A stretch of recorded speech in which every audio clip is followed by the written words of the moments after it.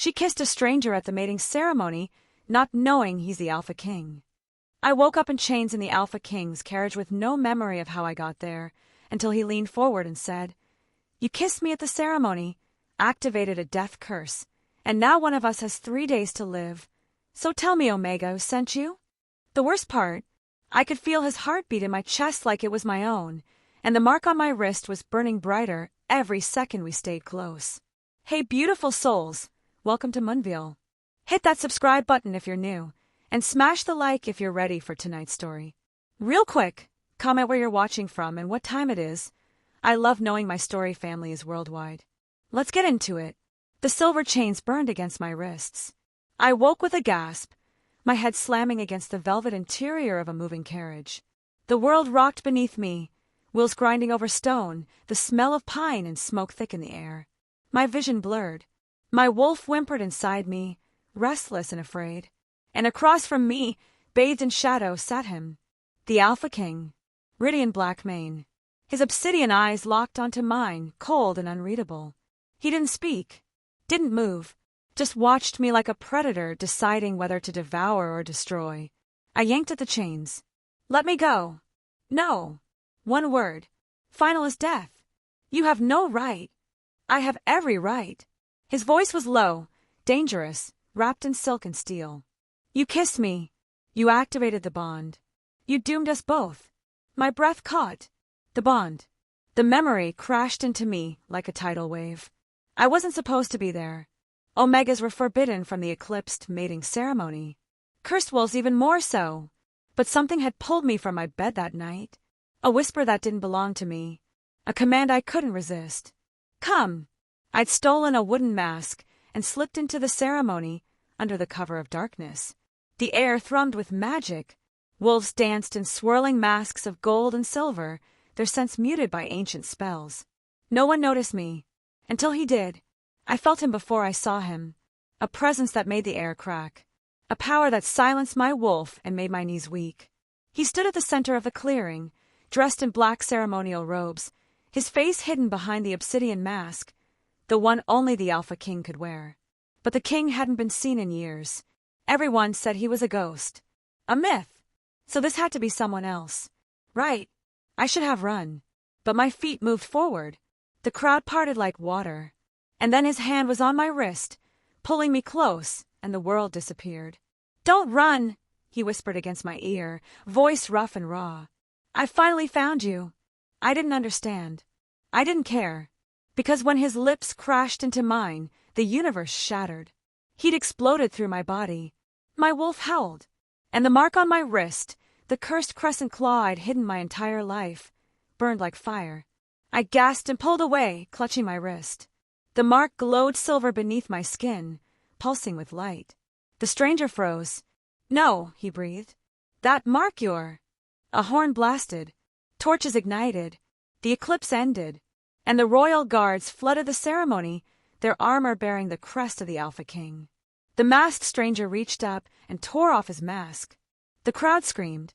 Because it was him, Ridian Blackmane, the Alpha King, the wolf who had lost his mate and sworn never to love again. And his eyes were locked on me. "She kissed me," he said, his voice echoing across the stunned silence. "She bears the curse mark." He stepped forward. "She is my mate." Chaos erupted.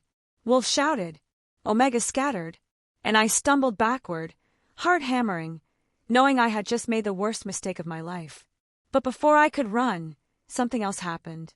An assassin lunged from the shadows, silver dagger aimed straight at my heart. I didn't have time to scream, but the blade never reached me, because a blast of power exploded from my body, raw, ancient, unstoppable. Wolves were thrown back. Torches extinguished. The ground cracked beneath my feet. Everyone stared at me in horror. Even the king. "What are you?" he whispered. I looked down at my hands, trembling and glowing with energy I didn't understand. I don't know." The assassin coughed blood, his body crumbling to ash. But before he died, he laughed. "She is the Awakener," he rasped. "If she bonds with the king, the prophecy begins. One of you lives, one of you dies. Only the bond decides who." And then he was gone. I felt the world closing in. Ridian grabbed my wrist, his touch sending a shockwave through us both. "You're coming with me," he growled. "No.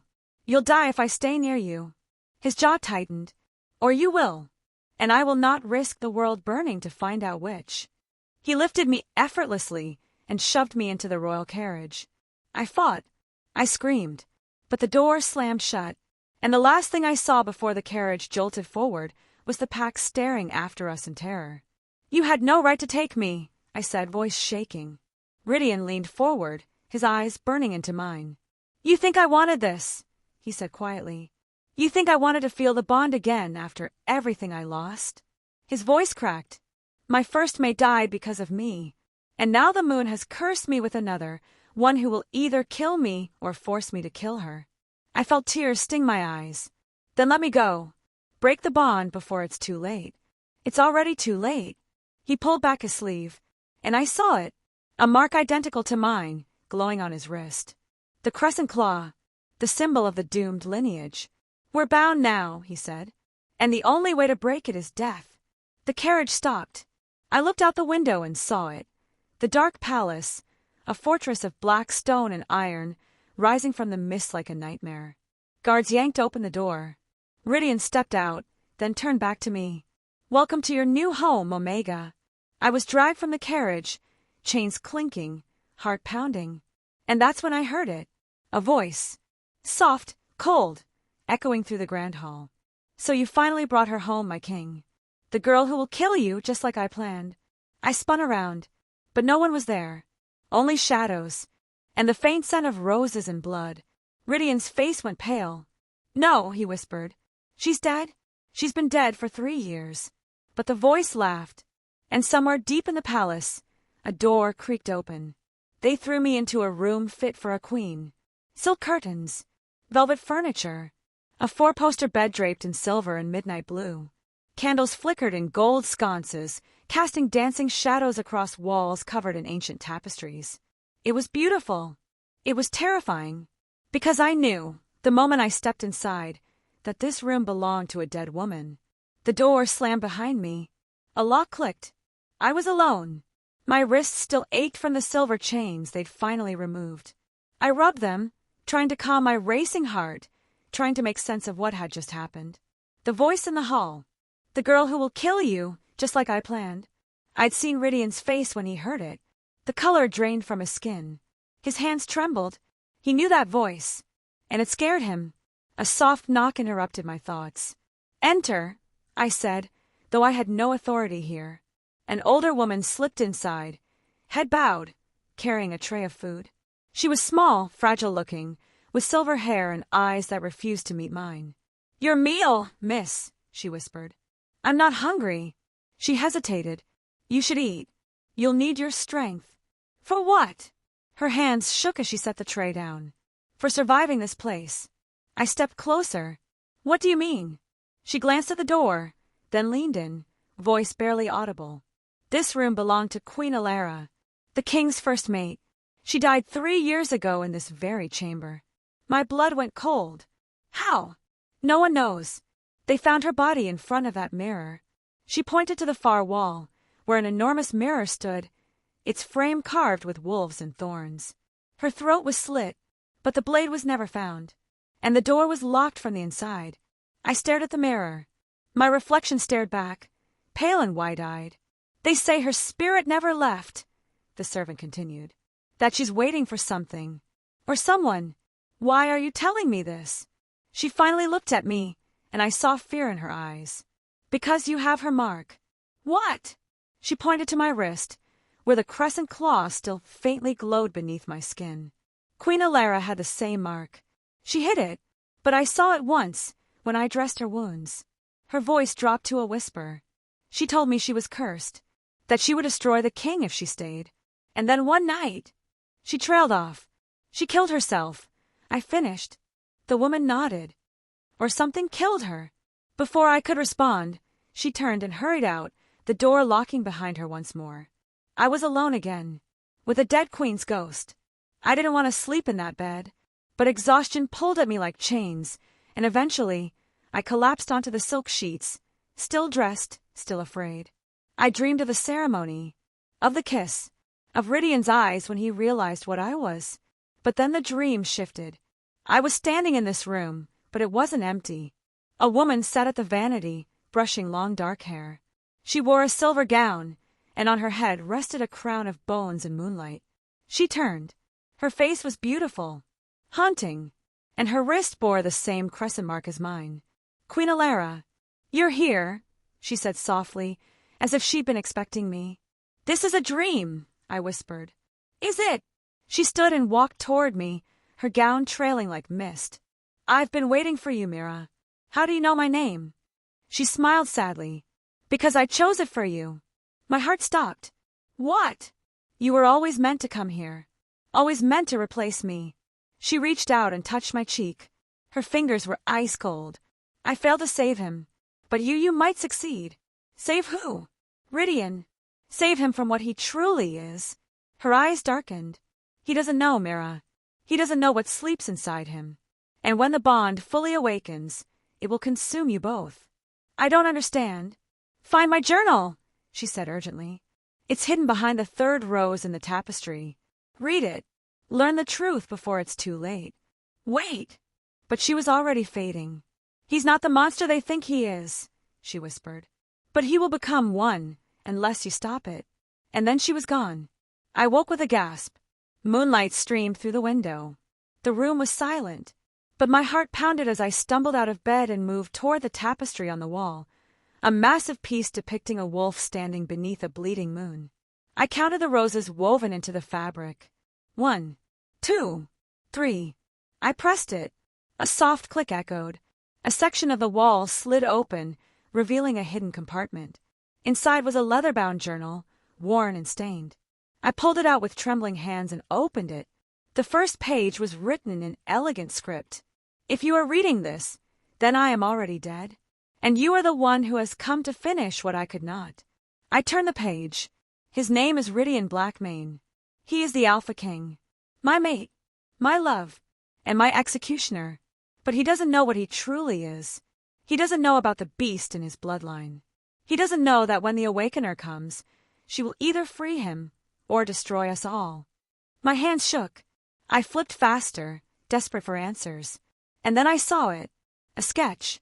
A detailed drawing of a crescent mark. And beneath it one line. "The mark is not a curse. It is a key.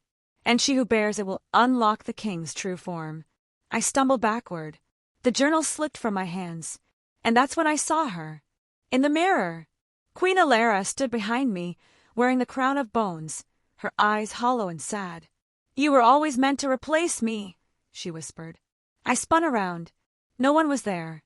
But when I turned back to the mirror, it cracked. A single fracture split down the center. And from the crack, something dark and wet began to seep. Blood. I backed away, heart hammering. The door burst open. Rydian stood in the doorway, chest heaving, eyes wild and glowing gold. "Who told you to open that mirror?" he snarled. I didn't touch it." His gaze snapped to the journal on the floor. His face went white. "Where did you find that?" "She told me to," I whispered. "Alara. She was here." Rydian crossed the room in 2 strides and grabbed my shoulders. "Listen to me very carefully," he said, voice shaking. "My mate is dead. Whatever you saw, whatever you heard, it wasn't her." "Then what was it?" He looked at the cracked mirror, at the blood still dripping from it, and his grip tightened. Something far worse. Behind him, in the mirror's reflection, I saw it. A shadow. Tall. Hooded. Watching us. And it smiled. Rydian shattered the mirror with his fist. Glass exploded across the floor. The blood vanished. The shadow disappeared. But the silence that followed was worse than any scream. He stood there, breathing hard, his knuckles bleeding, eyes still glowing that unnatural gold. "You shouldn't have come here," he said quietly. "I didn't have a choice. You kidnapped me." He turned, and the look in his eyes made me step back. "I saved you. There's a difference." "From what?" "From them. From the cult that sent you. From yourself." He moved closer. "You have no idea what you are, do you?" "I'm no one. Just an Omega who made a mistake." "You're not just an Omega." His voice was sharp. "That power you unleashed at the ceremony, That wasn't a fluke. You're a hybrid, part wolf, part witch, and that makes you the most dangerous thing in this kingdom. I shook my head. You're wrong. Am I? He gestured to the shattered mirror. Then explain why a dead queen is reaching out to you. Explain why the bond mark appeared the second we kissed. Explain why I can feel your heartbeat right now like it's my own. I froze, because I could feel it too. His pulse, his breath, the storm raging inside him. It was like we were connected by an invisible thread, pulling tighter with every second. What's happening to us? I whispered. Rydian's jaw clenched.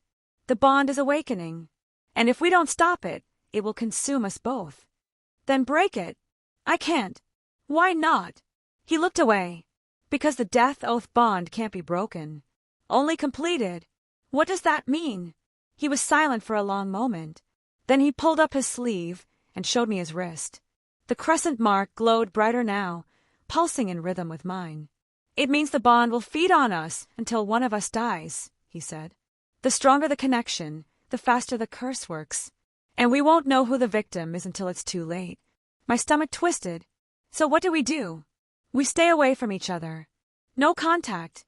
No conversations. Nothing. His eyes met mine. It's the only way to slow it down. And then what? Then I find a way to break the curse before it kills one of us. He turned and walked toward the door. Wait! This conversation is over. Rydian. But he was already gone. The door slammed shut. The lock clicked.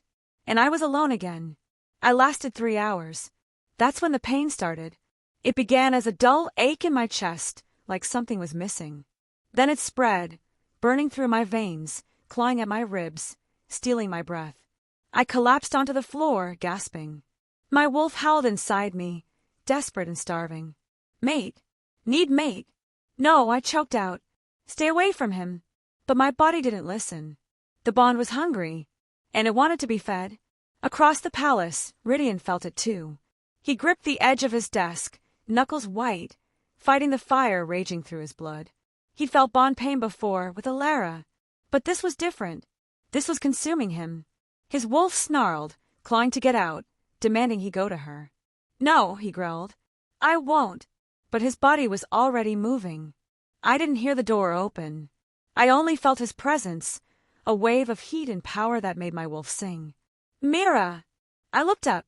Rydian stood in the doorway, eyes blazing gold, chest heaving. It hurts, I whispered. I know. He crossed the room and knelt beside me. The moment his hand touched mine, the pain stopped. The relief was instant, overwhelming. I gasped, and so did he. Our marks glowed brighter, sinking, feeding on the contact. This is bad, he murmured. I don't care. I didn't know who moved first. But suddenly his arms were around me, and mine were around him, and the bond roared to life between us. It felt like fire and ice, agony and ecstasy, destruction and creation all at once. We have to stop, Rydian said, but he didn't let go. I can't. Neither can I.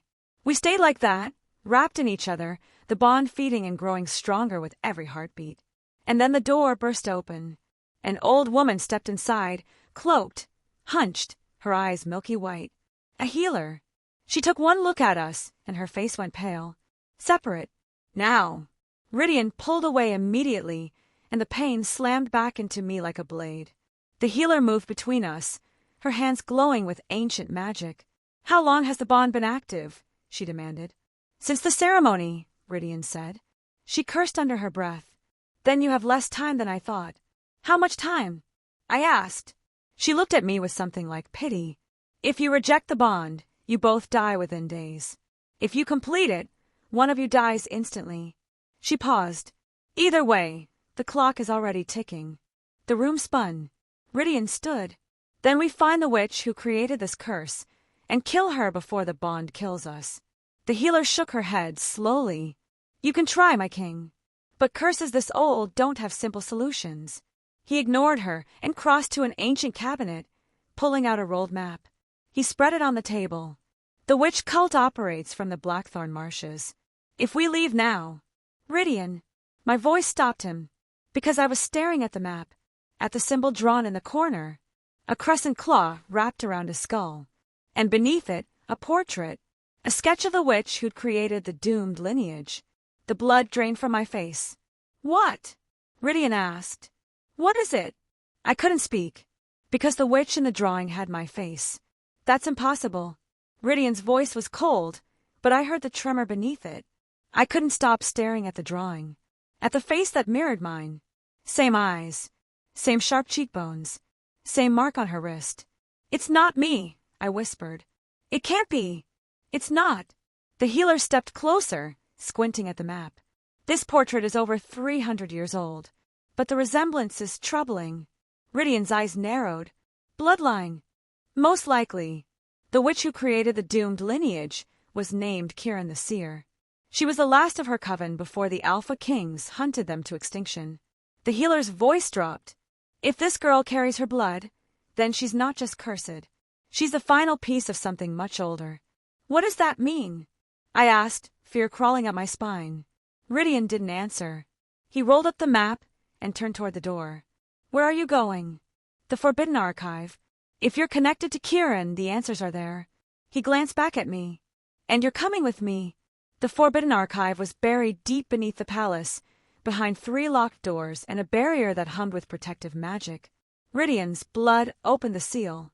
Inside, the air was thick with dust and secrets. Shelves stretched endlessly into shadow, filled with scrolls, books, and artifacts sealed in glass. This is where we keep the kingdom's darkest truths, Ridian said quietly. Things too dangerous to destroy, too important to forget. He led me to a section marked with the crescent claw symbol. The doomed lineage. He pulled down a massive leather tome and set it on the stone table. The pages were yellowed and fragile, covered in faded ink and sketches. Read, he said. I opened the book. The first page showed a woman standing over a battlefield of dead wolves. Her hands glowed with magic. Her eyes were hollow. Beneath the image, a single line. Kiran the Seer, last of the Moonborn Witches. I turned the page. The text was written in old script, but I could make it out. For centuries, the Moonborn Witches lived in harmony with the wolf packs, using their magic to heal, protect, and guide. But the rise of the Alpha Kings brought fear. Magic was seen as a threat, and one by one, the covens were destroyed. My chest tightened. Kiran was the last. She watched her sisters burn.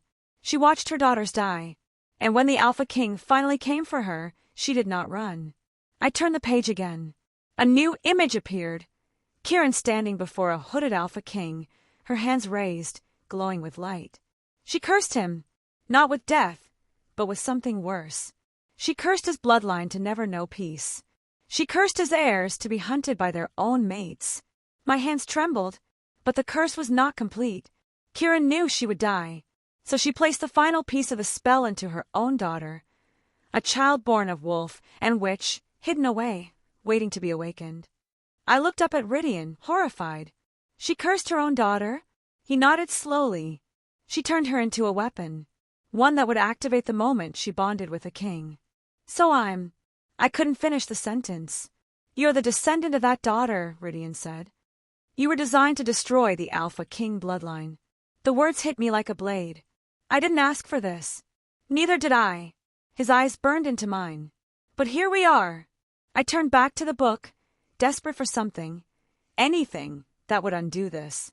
The final page showed a ritual circle, surrounded by strange symbols. And at the center, 2 figures, a wolf and a witch, bound together by glowing chains. Beneath it, the text read, "The bond cannot be broken by choice, only by sacrifice. One must die, so the other may live. But beware, if the awakener completes the bond willingly, the true curse awakens, and the beast within the king will rise." I slammed the book shut. "What beast?" I demanded. Ridian's jaw tightened. "I don't know. You're lying. Mira." "What beast, Ridian?" He exhaled, running a hand through his hair. For the first time, he looked afraid. "There's something in my bloodline," he said quietly. "Something my family has kept hidden for generations. A darker side of the wolf. My father had it. His father before him. And I." He stopped. "You have it too," I finished. He nodded. "I've kept it controlled. Locked away. But if the bond completes, if the curse fully activates." He looked at me. I don't know what I'll become. The air between us thickened. Then we don't complete it, I said. Agreed. But even as he said it, I felt the bond pulsing between us, hungry and insistent. Rydian stepped closer. I need to ask you something, and I need the truth. What? His eyes locked onto mine. Did you come to the ceremony by choice, or were you sent? My heart stopped, because I didn't know the answer. I opened my mouth to respond, and the explosion hit. The entire archive shook. Stone cracked. Shelves toppled. The protective barrier shattered like glass. Rydian grabbed me, shielding me as debris rained down. What's happening? I shouted. We're under attack. He pulled me toward the exit, but the door burst open before we reached it. Figures flooded in, cloaked, masked, moving with deadly precision. Assassins. But these weren't random killers. They wore the crescent claw crest on their chests. The same crest that had been on my baby blanket. Rydian snarled, shifting partially, claws extending. Stay behind me. But the assassins didn't attack. They parted, and through the center walked a tall figure in a bone-white mask. The leader. He stopped a few feet away and tilted his head, studying me like I was a puzzle he'd finally solved. Then he spoke, voice smooth and cold. The awakening is complete. He pointed directly at me. Bring her to the altar of blood. 2 assassins lunged forward. Rydian roared and attacked, but more poured in, separating us. No! I screamed. The leader stepped closer, ignoring Rydian's fury. He leaned down and whispered, It's time you remember who you really are, Kieran. My blood turned to ice, and then everything went black. I woke to the smell of blood and incense. My head throbbed. My wrists burned. I tried to move, but iron chains held me against cold stone. I forced my eyes open. I was no longer in the archive. I was in a cavern lit by black candles, their flames flickering green. Symbols covered the walls, ancient, twisted wrong. And at the center of the room stood a stone altar stained dark with centuries of sacrifice. The altar of blood. Figures in bone-white masks surrounded me, silent and still as statues. And standing directly in front of me was the leader, his mask carved to resemble a screaming wolf. Welcome home, Awakener, he said softly. Where's Rydian? My voice came out hoarse.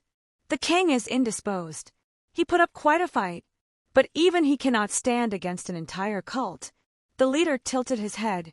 You should be more concerned about yourself. What do you want from me? Not what we want.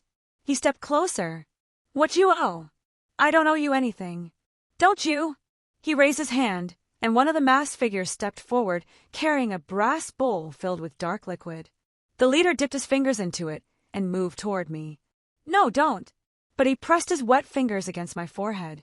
The world shattered. The memories hit me like an avalanche. I was no longer in the cavern.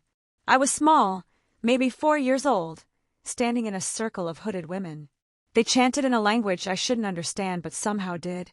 One of them knelt before me, her face hidden beneath a silver mask. Repeat after me, little one, she whispered. I am the blade in the dark. I am the blade in the dark, my child voice echoed. I am the end of kings. I am the end of kings. And I will fulfill my purpose. And I will fulfill my purpose. The woman placed her hand over my heart, and I felt something cold and sharp sink into me. A command. A binding. A spell woven into my very soul. Kill the Alpha King. The memory shifted. I was older now, maybe 7, training in the woods. A blind woman stood before me, the same one who had appeared in the palace. Again, she commanded. I raised my small hands, and power exploded from my palms, shattering a tree. Good. But you hesitate. She moved closer. Hesitation will get you killed. Or worse, it will make you fail your mission. What mission? The one you were born for. The one your bloodline has waited 300 years to complete. I don't understand. She knelt and cupped my face with ice-cold hands. You are Kieran's heir, the last piece of her vengeance.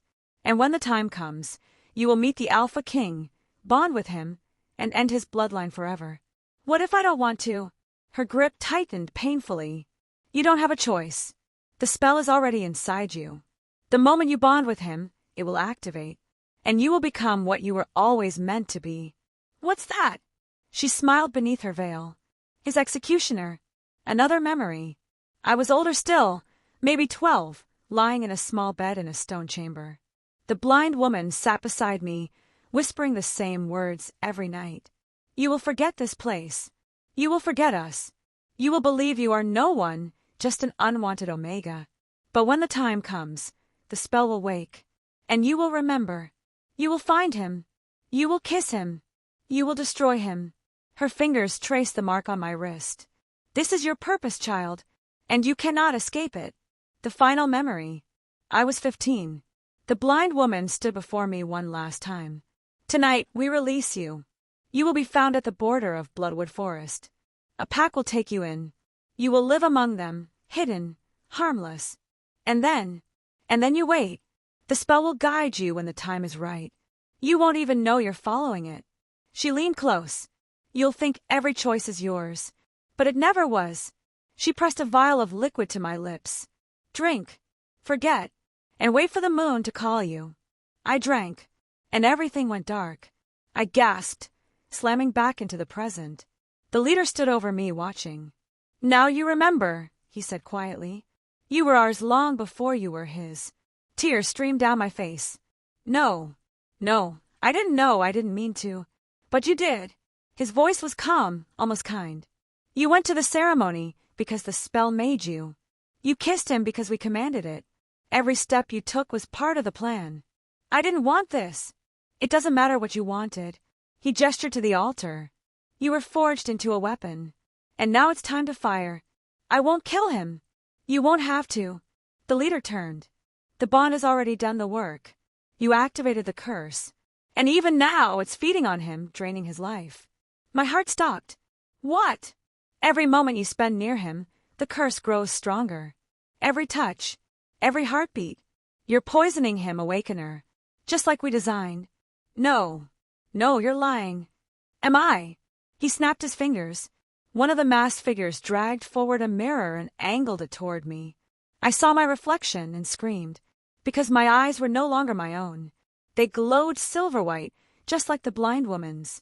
Just like a witch's. The transformation has begun, the leader said. Soon, the wolf in you will die, and only the witch will remain. Kieran's heir fully awakened. Stop this. I struggled against the chains. Let me go. We will. Once the king is dead and the curse is complete, he turned toward the exit. Until then, you stay here, where you can't warn him, where you can't interfere. Wait, please. But they were already leaving. The candles extinguished one by one, and I was alone in the dark. I don't know how long I stayed there. Hours, maybe days. But then I felt it. A pull. The bond. Rydian was close, and he was in pain. I closed my eyes and reached out through the connection, desperate. Rydian, don't come for me. It's a trap. His voice echoed back, faint and strained. Too late. And then I heard it. Footsteps. Shouts. The clash of steel. He'd come anyway. The door exploded inward, and Rydian stormed through, eyes blazing gold, blood streaking his armor. Mira! He crossed the room and shattered my chains with his bare hands. I fell into his arms. You shouldn't have come, I whispered. I'm the one poisoning you. I'm the weapon. I don't care. Rydian, I don't care. He cupped my face. Weapon or not, curse or not, you're mine. And I'm not losing you. Tears blurred my vision. But the bond. Then we break it. Together. He pulled me to my feet. But the moment we touched, I felt it. A surge of dark energy rippling through him. He gasped, stumbling. Rydian. He looked down at his chest. Black veins were spreading across his skin, crawling toward his heart like poison. No, I breathed. No. His knees buckled. I caught him, terror flooding me. What's happening? He looked up at me, eyes flickering between gold and black. The curse, he rasped. It's accelerating. How do I stop it? You can't. He gripped my hand. Unless what? His voice dropped to a whisper. Unless you let me drink your blood. It's the only cure. Then do it. If I do, the bond completes, and one of us dies. I stared at him, heartbreaking. I don't care. I won't let you die because of me. And before he could stop me, I slashed my palm with a shard of broken chain and pressed it to his lips. Drink. His eyes widened. Then he drank. I woke to the smell of blood and incense. My head throbbed. My wrists burned. I tried to move, but iron chains held me against cold stone. I forced my eyes open. I was no longer in the archive. I was in a cavern lit by black candles, their flames flickering green. Symbols covered the walls, ancient, twisted wrong. And at the center of the room stood a stone altar stained dark with centuries of sacrifice. The altar of blood. Figures in bone-white masks surrounded me, silent and still as statues. And standing directly in front of me was the leader, his mask carved to resemble a screaming wolf. "Welcome home, Awakener," he said softly. "Where's Rydian?" My voice came out hoarse. "The king is indisposed. He put up quite a fight, but even he cannot stand against an entire cult." The leader tilted his head. "You should be more concerned about yourself. What do you want from me?" "Not what we want." He stepped closer. "What you owe?" "I don't owe you anything." "Don't you?" He raised his hand, and one of the masked figures stepped forward, carrying a brass bowl filled with dark liquid. The leader dipped his fingers into it and moved toward me. "No, don't." But he pressed his wet fingers against my forehead. The world shattered. The memories hit me like an avalanche. I was no longer in the cavern. I was small, maybe 4 years old, standing in a circle of hooded women. They chanted in a language I shouldn't understand but somehow did. One of them knelt before me, her face hidden beneath a silver mask. "Repeat after me, little one," she whispered. "I am the blade in the dark. I am the blade in the dark," my child voice echoed. "I am the end of kings. I am the end of kings. And I will fulfill my purpose. And I will fulfill my purpose." The woman placed her hand over my heart, and I felt something cold and sharp sink into me. A command. A binding. A spell woven into my very soul. Kill the Alpha King. The memories shifted. I was older now, maybe 7, training in the woods. A blind woman stood before me, the same one who had appeared in the palace. "Again," she commanded. I raised my small hands, and power exploded from my palms, shattering a tree. "Good. But you hesitate." She moved closer. "Hesitation will get you killed. Or worse, it will make you fail your mission." "What mission?" "The one you were born for. The one your bloodline has waited 300 years to complete." "I don't understand." She knelt and cupped my face with ice-cold hands. "You are Kieran's heir, the last piece of her vengeance. And when the time comes, you will meet the Alpha King, bond with him, and end his bloodline forever." "What if I don't want to?" Her grip tightened painfully. "You don't have a choice. The spell is already inside you.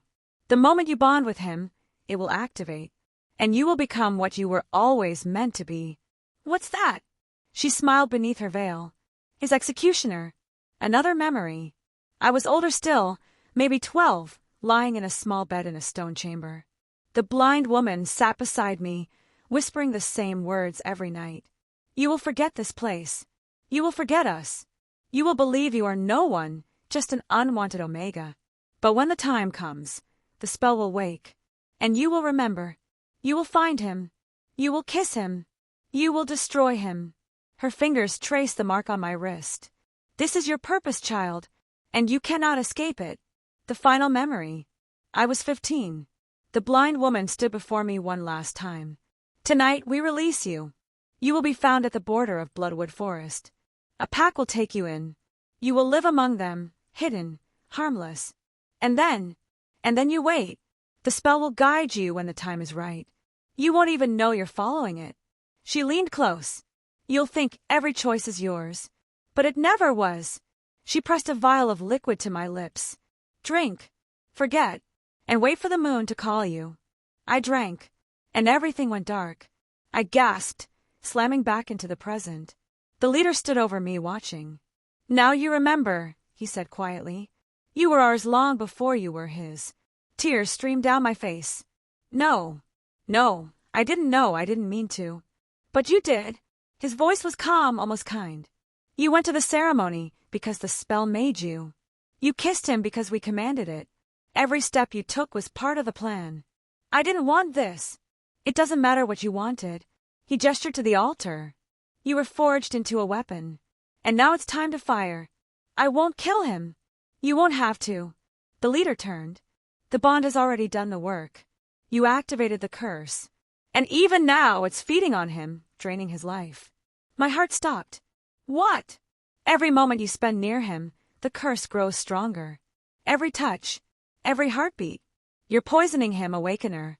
Just like we designed. No. No, you're lying. Am I? He snapped his fingers. One of the masked figures dragged forward a mirror and angled it toward me. I saw my reflection and screamed, because my eyes were no longer my own. They glowed silver white, just like the blind woman's, just like a witch's. The transformation has begun, the leader said.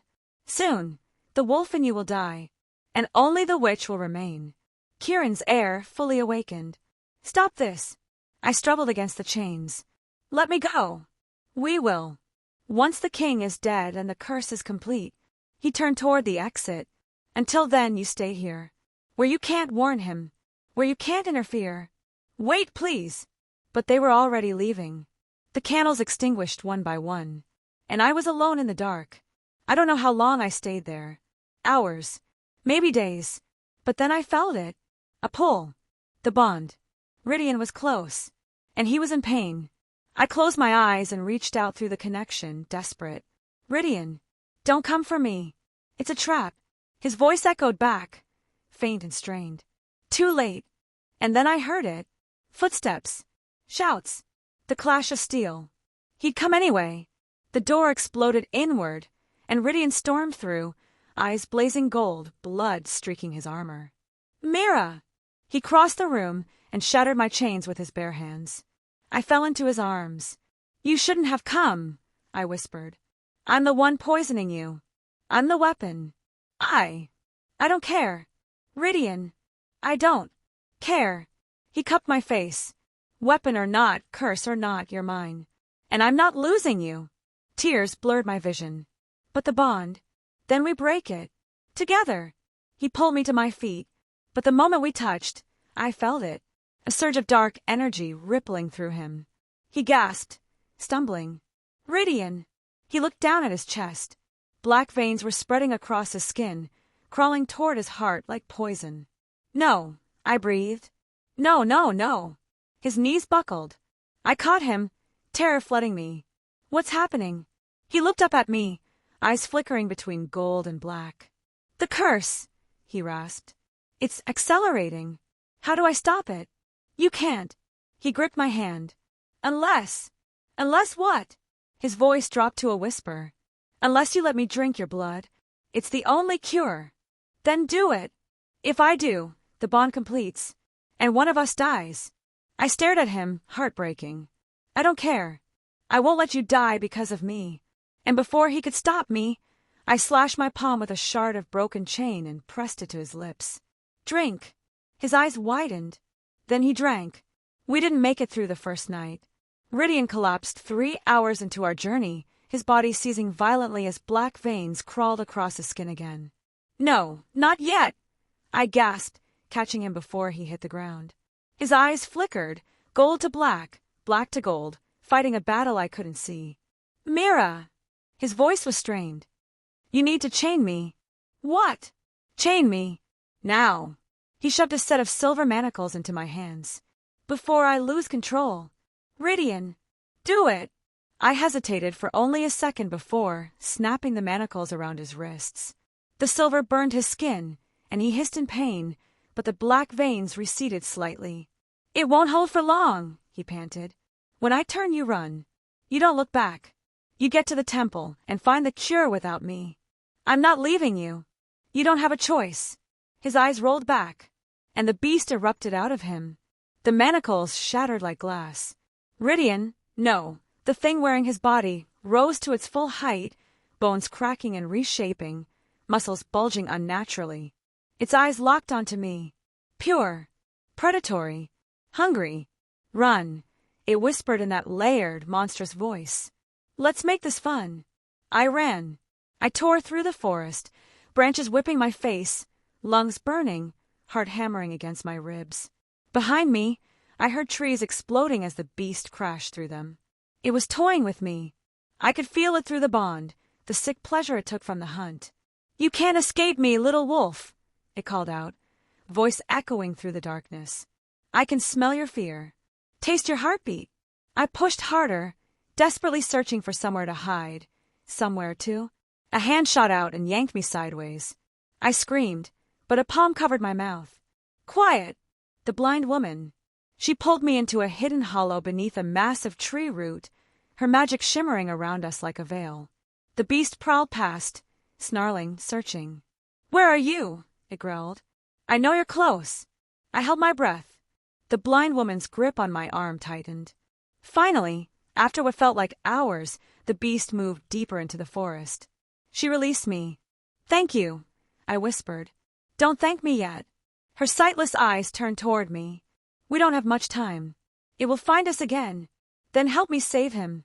"I can't." "Why not?" "Because saving him isn't the answer." She leaned closer. "You're asking the wrong question, child." "What's the right question?" "Not how do I save him."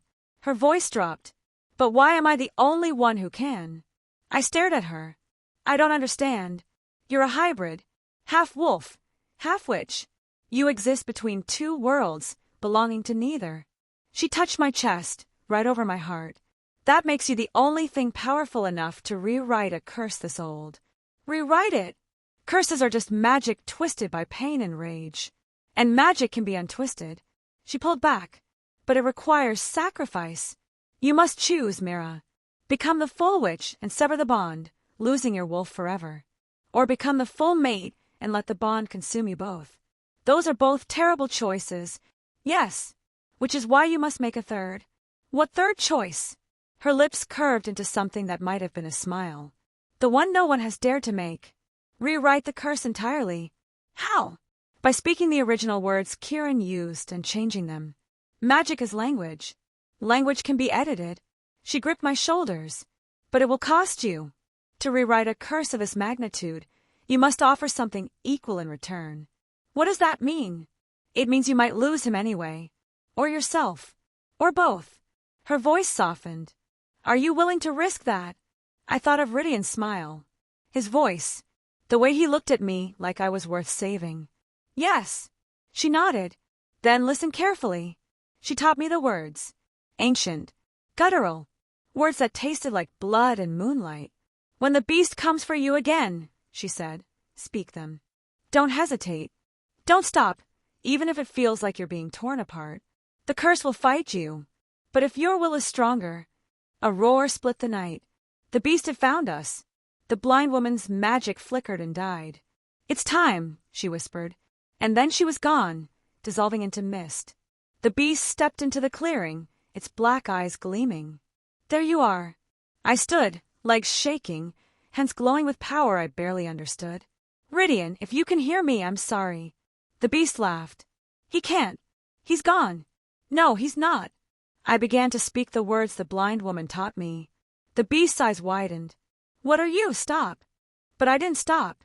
The words poured out of me, each syllable burning like fire, reshaping the magic that bound us. The beast lunged. I kept speaking. It slashed at me with its claws, tearing through my shoulder. Blood poured. Pain screamed. But I kept speaking. The bond mark on my wrist exploded with light. Rydian's mark mirrored it. The beast froze mid-attack, body convulsing. And then a voice spoke. Not mine, not Rydian's, not the beast's. Something older. Something that came from the earth, the sky, the moon itself. "You dare challenge the moon's judgment?" The world trembled. "You dare rewrite what was written in blood and vengeance?" The ground beneath us cracked. Light poured from the fissures. "Then face the truth of your bond, child. Face what you have refused to see." The beast collapsed, shifting back into Rydian unconscious. And the ground opened. We both fell, tumbling through light and shadow, through memories and dreams, through. We hit solid ground. I gasped, looking around. We were no longer in the forest. We were in a place between places, a realm of swirling mist and floating fragments of memory. The memory realm.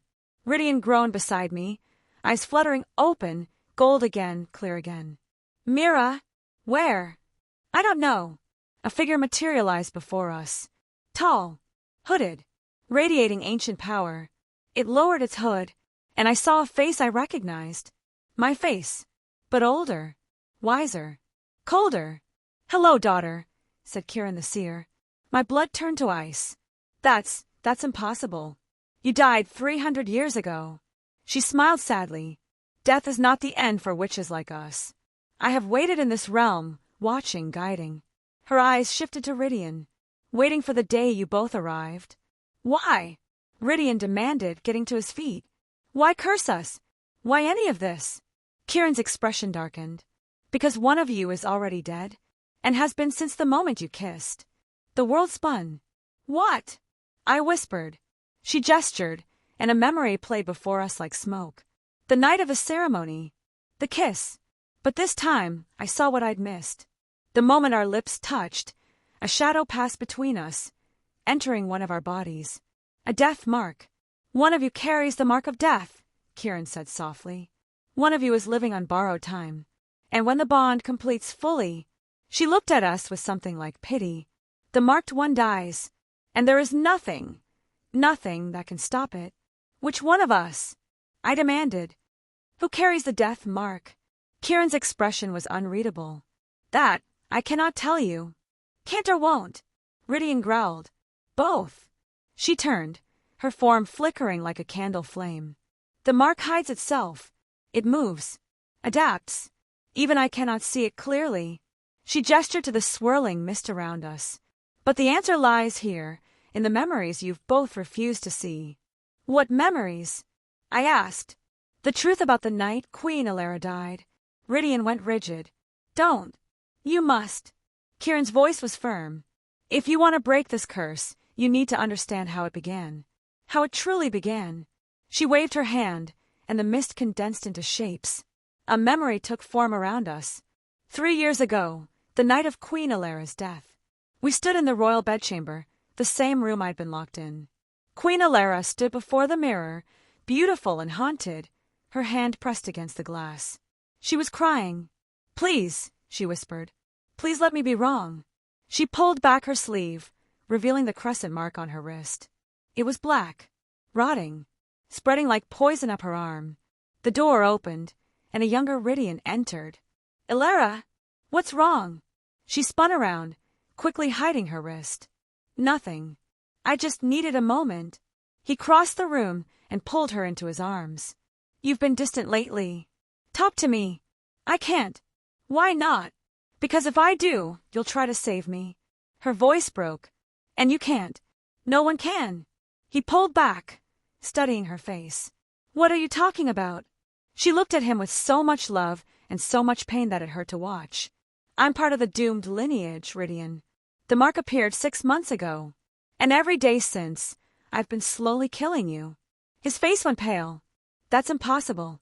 I feel fine. Because I've been using magic to hide it, draining my own life force to keep you alive." She touched his chest. "But I'm running out of time. The curse is too strong. And soon, it won't matter what I do. One of us dies. And I—" Her voice cracked. "I won't let it be you." "No." Rydian grabbed her shoulders. "We'll find another way. We'll break the curse. Together. There is no other way."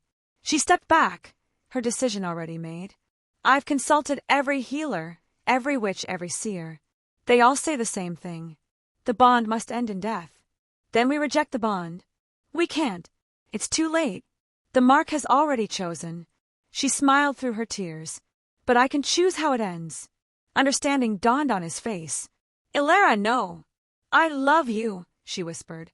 "And that's why I have to do this." She grabbed a silver dagger from her dresser. Rydian lunged forward, but invisible magic held him back. "Elara!" She raised the blade to her throat. "Another will come," she said softly. "Another with the mark. And she will finish what I couldn't." "What does that mean?" "It means I'm not the cure, my love." Her eyes glowed silver.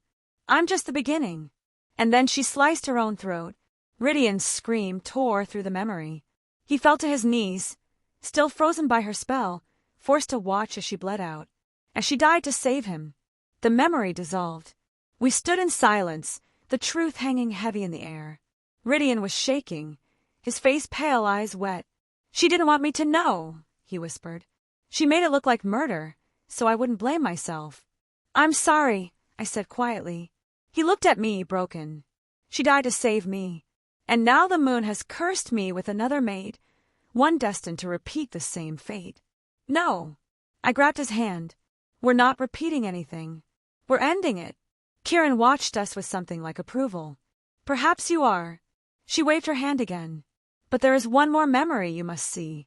One that explains why you, Mira, are truly here. What memory? Your own.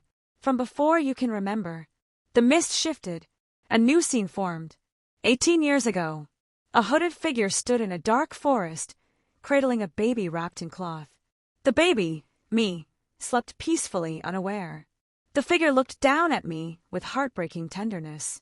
I'm sorry, little one, she whispered. I'm sorry I can't keep you. I'm sorry for what I've done. She touched my forehead, and a soft glow emanated from her palm. You are not the curse. You are the cure. But to save him, she hesitated, tears streaming down her face. You must first kill him. My infant self stirred but didn't wake. I've woven the spell into your blood. When the time comes, you will know what to do. You will have the power to rewrite what I could not. She pressed a kiss to my forehead. Forgive me. And then she lowered her hood. My heart stopped, because I knew that face. I'd seen it in memories, in paintings, in the mirror in my room. Queen Elara. But that was impossible. Elara died 3 years ago. This memory was from 18 years ago. Rydian's voice was barely a whisper. No, that can't be. But Kieran nodded slowly. Queen Elara was Myra's mother. She bore her in secret with another alpha before she ever met you, Rydian. And when she discovered her daughter carried the mark of a doomed lineage, she hid her away. The pieces fell into place with horrifying clarity. She knew, I breathed. She knew I would come for him one day. Yes. Kieran's voice was soft. Elara saw the future. She saw you. And she made a choice. What choice? Rydian demanded. To sacrifice herself and set you on this path. She believed that Mira, born of witch and wolf, born of love and curse, would be the one to finally break the cycle. I looked down at the baby in the memory, at the spell being woven into my skin. She made me into a weapon. No, Kieran corrected. She made you into a key, a way to unlock what has been locked for 3 centuries. The memory faded. Queen Elara walked away, leaving Babeim at the border of Bloodwood Forest. And as she disappeared into the trees, I heard her final words. Save him, Mira. Save him the way I couldn't. We stood in silence as the memory realm dissolved around us. I felt hollow, shattered. My mother was the king's dead mate, I whispered. I was hidden away, sent back to kill him or save him. Rydian looked at me, and I saw the same devastation in his eyes. She planned all of this, every step. Yes, Kieran said. And now you stand at the final choice, the one she prepared you for. What choice? I asked. Kieran stepped forward, and for the first time, I saw fear in her ancient eyes. One of you carries the death mark, and in 3 days, when the bond fully completes, that person will die. She looked between us. Unless you make the same choice Elara did. What choice? Rydian repeated. Kieran's voice dropped to a whisper. You must kill each other at the exact same moment. Equal sacrifice. Equal death. The air left my lungs. That's the cure. I choked out. We both die. No. Kieran's eyes glowed. You both die and are reborn. The bond breaks and remakes itself. The curse is destroyed, and you return free. Or, Rydian asked, or one of you dies alone, and the survivor carries the curse to the next generation. She began to fade. 3 days. The Moonborn Temple. Make your choice. And then she was gone. We were thrown back into our bodies, gasping awake in the forest. Dawn was breaking. Rydian looked at me. I looked at him. And we both knew. In 3 days, we would either save each other, or destroy everything. The Moonborn Temple rose from the ruins like a skeleton clawing its way out of the earth. Broken pillars. Shattered stones. Symbols carved into every surface, glowing faintly in the moonlight. This was where it all began. Where Kieran had cursed the first Alpha King. Where, 300 years later, Rydian, and I would either break the curse or become its final victims. We stood at the entrance, neither of us speaking. 3 days had passed since the memory realm. 3 days of traveling in silence, feeling the bond growing stronger, tighter, more desperate with every heartbeat. 3 days of watching Rydian fight the beast inside him. And losing. "We don't have much time," he said quietly, his voice strained. I can feel it waking again. I saw it in his eyes, the flicker of black threatening to consume the gold. "Then let's end this." We stepped inside. The temple's interior was vast and cold, lit by shafts of moonlight pouring through the broken ceiling. At the center stood a circular altar carved with a crescent claw symbol, surrounded by ancient text. I knelt and traced the words with trembling fingers. "It's the ritual," I whispered. "The one Kirin used to create the curse." Rydian stood behind me, his presence both comforting and terrifying. "And to break it, we have to kill each other at the exact same moment. Equal sacrifice." He was silent for a long moment. Then he knelt beside me and took my hand. "Mira, look at me." I turned. His eyes were clear. Honest. His. "If we do this, there's no guarantee we come back. Kirin said we'd be reborn, but she's a ghost bound to a curse. She could be lying. I know. We could both just die. Really die. Forever. I know." He squeezed my hand. "Then why are you willing to risk it?"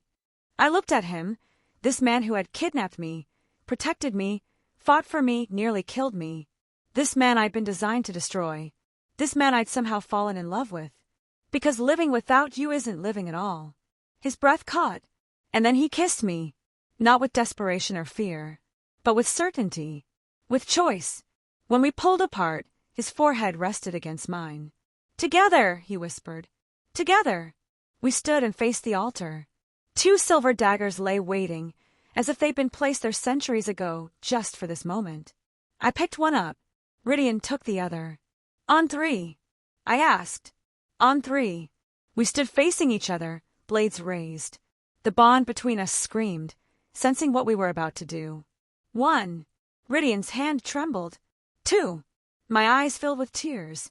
"Thr." Rydian's body convulsed. His eyes turned black. "No!" I screamed.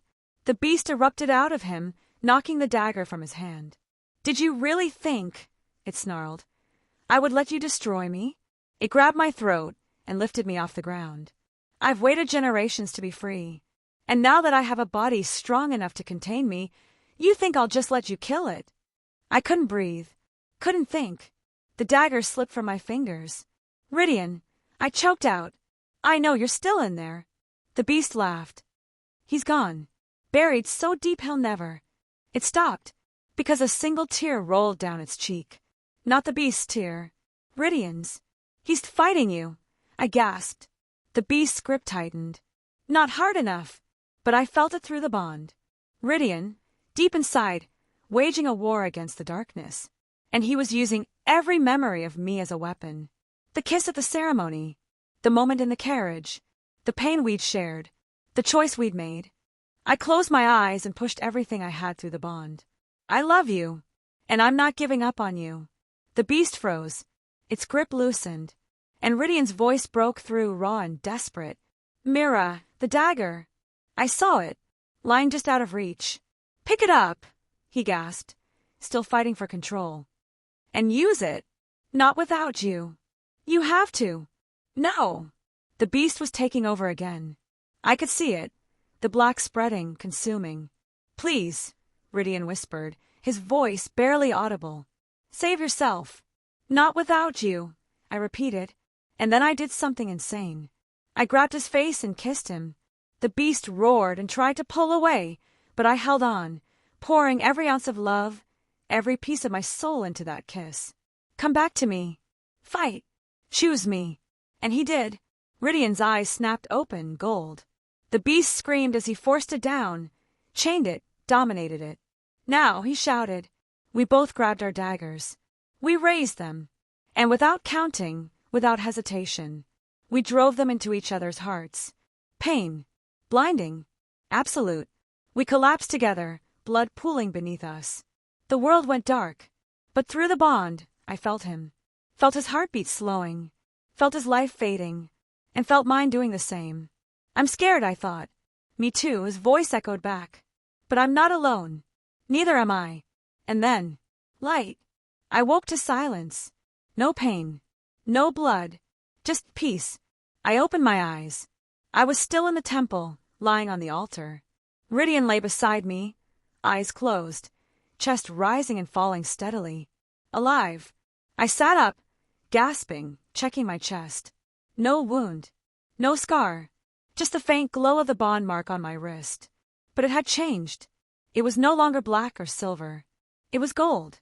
Rydian's eyes opened. He looked at me, stunned. We're alive! We're alive! I repeated, almost laughing. He sat up and pulled me into his arms, holding me so tightly I could barely breathe. I thought I lost you. You didn't. You never will. We stayed like that, wrapped in each other, until the sun began to rise. And then I noticed something.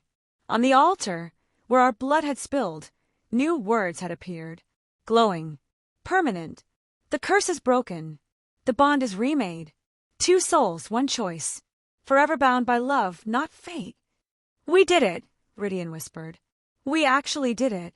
I smiled through tears. But as I turned to kiss him, I felt something. A burning sensation on my back. I gasped and reached behind me, feeling Ray's skin.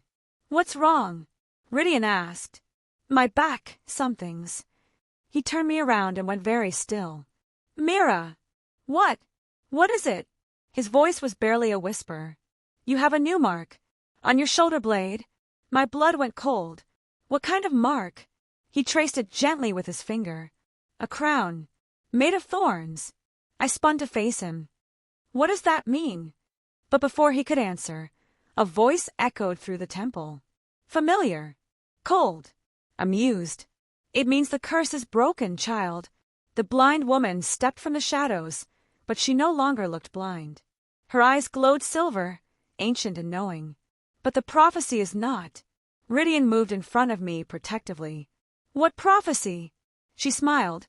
The one Alara set in motion when she hid her daughter. The one Kiran whispered about for 3 centuries. She looked directly at me. You were never just meant to break the curse, Mira. You were meant to replace it. Replace it with what? With yourself. She stepped closer. You are the daughter of a queen and a hidden alpha. You carry the blood of wolves and witches. And now you wear the crown. The crown of thorns burned against my skin. What crown? I demanded. Her smile widened. The crown of a true queen. The one who will unite the wolves and the witches. The one who will bring about the new era. Rydian's hand found mine. And if she refuses, then the kingdom burns. The old powers rise. And everything you fought for dies. She turned to leave. But something tells me she won't refuse. She paused at the entrance. The curse is broken. The bond is remade. But the real game. She looked back, eyes gleaming. It's only just beginning. And then she vanished. Rydian and I stood in silence. What does this mean? I whispered. He pulled me close, his hand resting over the crown mark on my back. It means we survived the curse. But now, he looked down at me, and I saw both fear and determination in his eyes. Now we face whatever comes next. Together.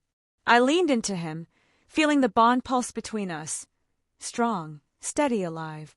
Together, I agreed. But as we walked out of the temple, hand in hand, I felt it. The power growing inside me. Ancient. Vast. Waiting.